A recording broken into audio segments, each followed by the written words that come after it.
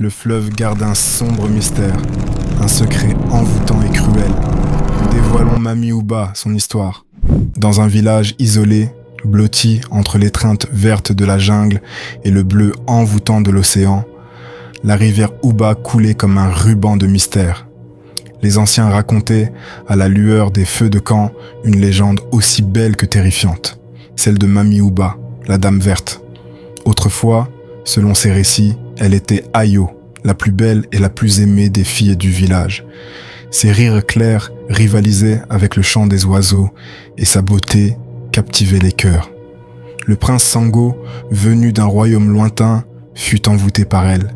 Il promit de l'épouser, de l'emmener dans son palais et lui offrit des bijoux étincelants comme les étoiles. Mais Sango était fourbe. Il attirait les jeunes filles dans la rivière sous le prétexte de leur offrir des cadeaux magnifiques.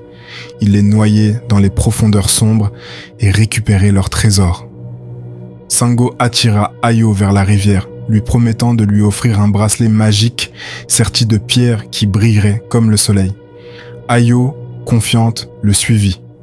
Mais Sango, une fois dans l'eau, la trahit.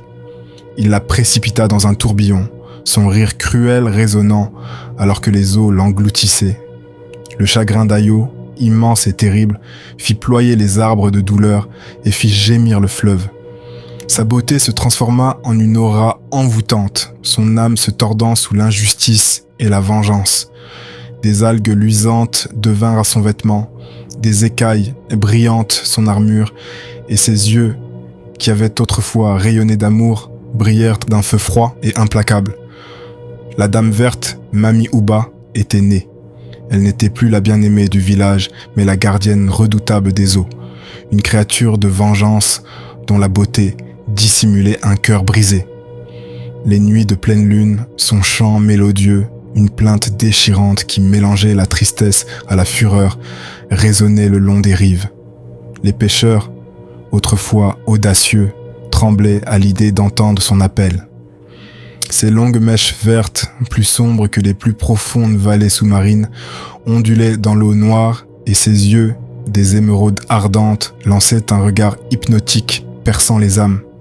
La Dame Verte capturait les hommes, au cœur sombre et les entraînait dans les abysses insondables. Ceux qui osaient la regarder dans les yeux voyaient leur passé les assaillir, leurs péchés les étouffer, leurs remords se dressaient contre eux avec une force dévastatrice. Elle les faisait ressentir ce qu'ils avaient fait subir aux autres, leur propre cruauté leur revenant comme un miroir brisé. Un soir, un jeune pêcheur nommé Kwesi, célèbre pour sa bravoure mais aussi pour son arrogance et son avidité, décida de défier la légende de la Dame Verte. Il avait entendu les avertissements, les histoires murmurées à la lueur des feux de camp, mais il pensait que c'était simplement des histoires pour enfants.